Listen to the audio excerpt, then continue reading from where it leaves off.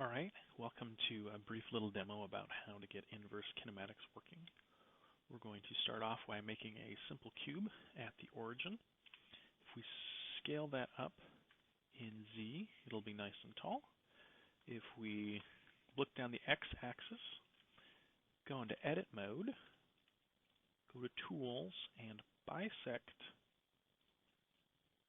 our cube. We now have a cube has been cut down the middle. Looking back down the x-axis again, if we go back into object mode, create an armature, creates an armature at the origin. We can't see it unless we go into the armature tab and turn on X-ray. There it is. I'm going to grab this armature and move it down and scale it up so it goes to about halfway up my cube. Go into edit mode, hit E for extrude, and I'll pull the armature up to right about there. Looking pretty good. Before I proceed, I want to double check that it is indeed inside the cube so nothing goes wrong. It's looking pretty good. Looking back down the x-axis, back into object mode, I select my object first, shift select on the armature to have them both selected. Then I go to object, parent with automatic weights. It's going to ask me twice.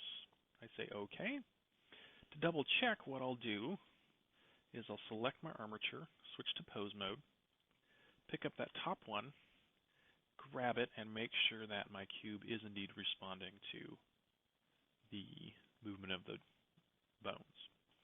Once I know that's working, hit escape to cancel that. We need to add another bone that's in the armature but not parented to any of the other bones. In class, I made the mistake of adding a bone in object mode. What we really need to do is add the bone in edit mode. So if you run down here to add single bone, you'll get another bone like that is parented to the root bone. We don't want it to be parented because we can't do inverse kinematics on it. So we run over here to our bone menu. We've got the bone we want to use selected, and we hit X here, deleting the bone's parent. If we grab it again, after we select it, we can move the entire bone wherever we want. It doesn't really have to be, but for convenience, I will roll it back up so it's kind of in line with the other bones. There's no need for these bones to be touching. Now what I do is I select, go to pose mode. I've got my control bone selected.